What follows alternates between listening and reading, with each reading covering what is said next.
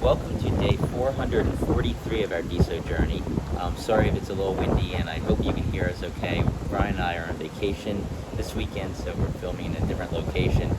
But remember, these videos are sponsored by NFT Tech. They are an investor in DesoFi. So we talked a little bit about Web 5 yesterday, and we got a lot of questions like, what's the difference between Web 5 and Web 3? And while we try to explain it a little bit, I think people still have some questions in regards to that.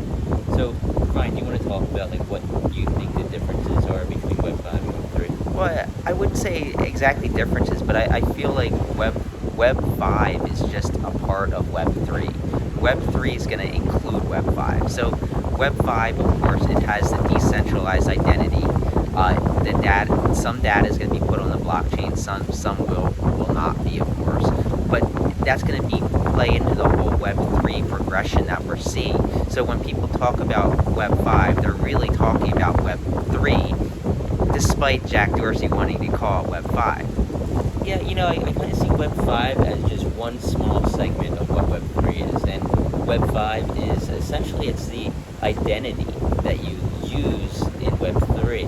And a lot of the Web 3 platforms like Deso, Decentralized Social, includes identity in their broader Web 3 platform. So really Web 3 is more all-encompassing than Web 5. Web 5 is essentially an element within Web 3. But Jack Dorsey wants to kind of, I guess he thinks his solution is the ultimate solution.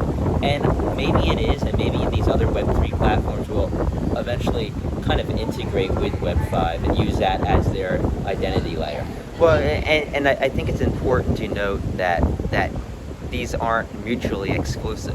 You can have Web 5, but you can also have Web 3, and you don't need to pick or choose, because Web 3 is an entire ecosystem of all these blockchains that make up this decentralization of the internet, whereas Web 5 is just one mere project. So I think as we move forward and we learn more about Web 5, it's important to kind of realize that they're both not mutually exclusive. They both can be competitors and help out each other. Yeah, exactly.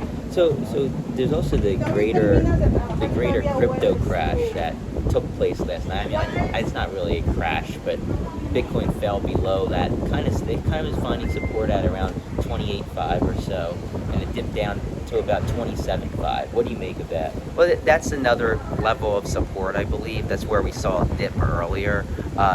If it can hold here, I think we'll be okay. We'll see what the stock market does on Monday. I think that's going to have an impact on where the crypto goes next. If the market drops again, we could see Bitcoin retest that low of the 26,000 area that we saw a few weeks ago. But if it goes back up, I think we'll bounce too. So we'll see. It all depends on the stock market. Yeah, and remember, this is not investment advice. So also I want to talk about some things on Deso, and NameTrade is teasing some huge changes that are coming. Of course, NameTrade is a platform built on the Deso blockchain that allows people to buy and sell Deso usernames. So, Deso usernames is the identity on Web 3, and an identity on Web 3, which is similar to what Web 5 is. And NameTrade is allowing people to buy and sell those usernames, which are their identity on the Deso blockchain's version of Web 3. Right, yeah, and I also want to jump to something. Natter, he replied to a post by Ado in DeSocial World, where Ado was expressing concern over an update that took place on Friday that left a lot of nodes out of sync, a lot of node operators kind of confused as to what was going on when they weren't updated. I think only a few node operators were kind of let in on what was going on. But Natter pointed out that the reason they did that is that there was a vulnerability, a bug in the order book mechanism they were using that matched each order up, and they needed to roll out this update to the exchanges, the major exchanges, before they wanted to go public with it, because it could have been exploitable and somebody could have taken advantage of it to possibly steal money out of the exchangers. That was his rationale for not letting everybody in on it. I don't know. What are your thoughts? Yeah, I mean, there's going to be people who are upset because they didn't know about it. It left them unprepared, and that includes NFTZ. With NFTZ, and Van Halen was pretty unprepared for this. He wasn't expecting it. but at the same time, you do need to keep the network secure. I can see it from both angles. Yeah, and I mean, for us, it wasn't too bad. I guess the only the positive here is that there's not a ton of activity on DSO right now, so it's not hurting too bad. It's in the early days, so we'll see. Yeah, so in other news, Natter, he said that they're going to be releasing a new roadmap. Of course, they released a roadmap a while back, and they met most of the vast majority of the things on that roadmap, which is pretty exciting. They're still working on hypersync, still working on a few other little things. They're, of course, proof of stake, which hasn't come yet, and they're working on that. So, I mean, all in all, they've met most of their goals. Still a few things they're lagging a little bit behind on, but I think we can say they've done a really good job. He also talked of DAO and how DAO, he thinks it's going to be a slow launch process. It's not going to just shoot off all of a sudden right in the beginning. They need to find some big DAOs to come on. He thinks that there's going to be some really huge DAOs that do eventually come on to DAO, and when that happens, then it's going to make it go viral. And I tend to agree with that. I think one huge DAO is going to make it really go viral. He also talked about MetaMask, and we talked about this at length in the past. The integration of MetaMask into Deso and what that could mean for Deso and the onboarding of people from other communities, especially Ethereum. It could be huge. He said, and I found this interesting, he said that the integration of MetaMask will allow for the integration of OpenSea and Rarible among other big players.